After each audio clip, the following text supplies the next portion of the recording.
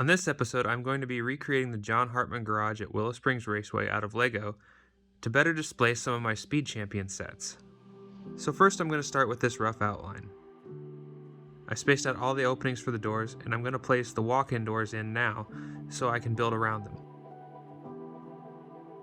I've made the garage door openings 12 studs wide to fit both the older 6-wide Speed Champions as well as the newer 8-wide models.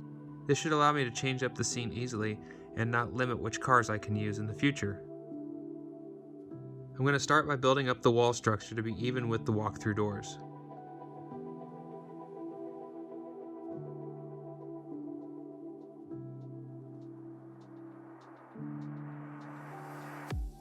From there I'll add several more layers until I can reach the height of the overhead doors, and then I'll build the header out of 2x4 bricks to span the width of the structure.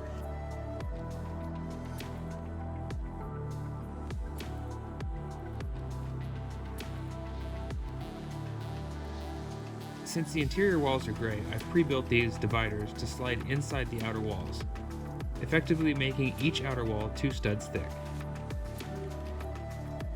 Once the dividers are in, I'll finish off the orange bricks and begin the outer white layer.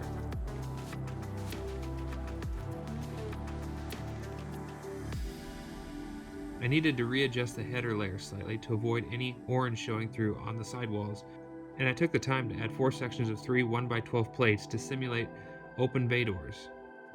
By using the 2x4 bricks, I can push the doors back a stud and give the illusion the doors are slightly recessed.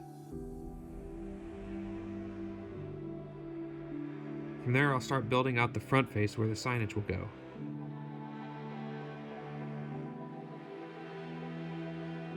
After that I'll finish building up the interior walls to the same height as both the back and sides.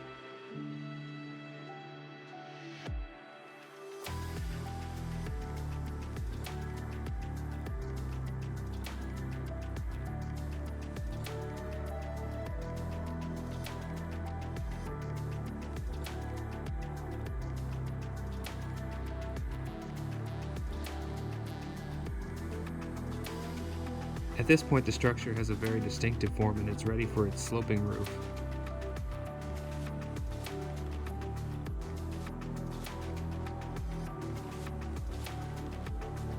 Using plates, I built an angled slope for my roof to sit on. By alternating from a 2-stud gap to a 1-stud gap in each layer, I was able to get the desired pitch for my roof line. I built 5 total pieces for this, 2 for the sides and 3 more for the interior walls. Hopefully this will give enough support across the width of the structure and prevent any sag in the roof. With that done, I'm going to start laying the tile for both the garage floor and the outside paving. I'm using a combination of both light and dark gray pieces. The light gray indicates a concrete pour, while the dark gray shows where they would have poured asphalt.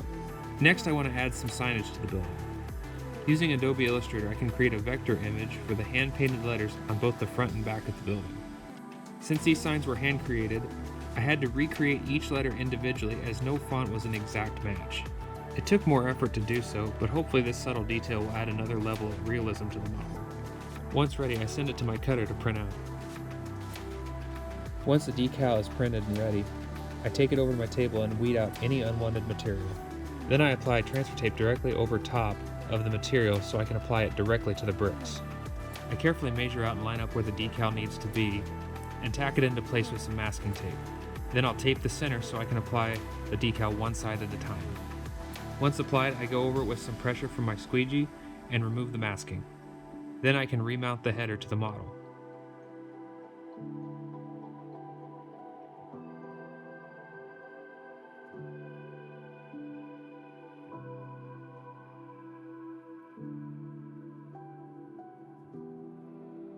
Now I can start on the roof. The gray plates will help strengthen the roof plates and tie them together. The brown plates will help cover any gaps in the pitch of the roof. Once that's done, I'll install the roof and add a few more details, and this model's finished.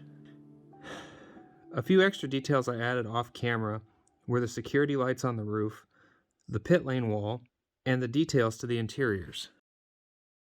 Each work bay has something different going on. From someone scaling their car, to replacing a broken rear end, or simply just changing a tire. Right. I wanted to recreate things I've seen on various track days. And since these are not permanent workshops, I kept the details minimal and focused on lots of mobile gear. I focused on things that people would most likely bring with them along with their race cars so they could wrench on them at the track.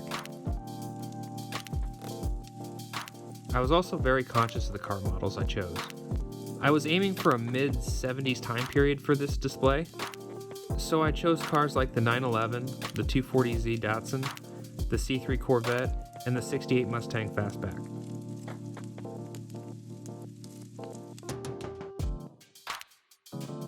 Most all of these models wear custom liveries, and others, like the 240 and the Corvette, are complete customs that I created just for this diorama.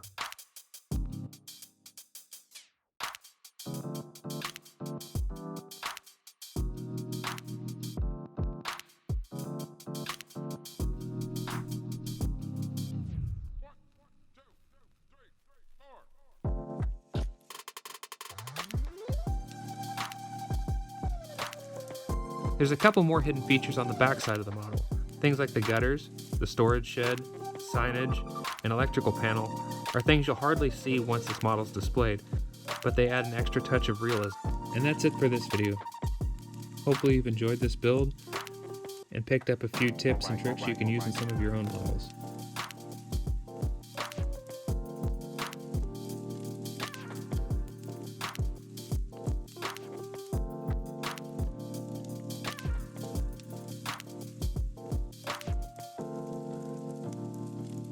As always, be sure to like and subscribe, and I'll see you in the next video.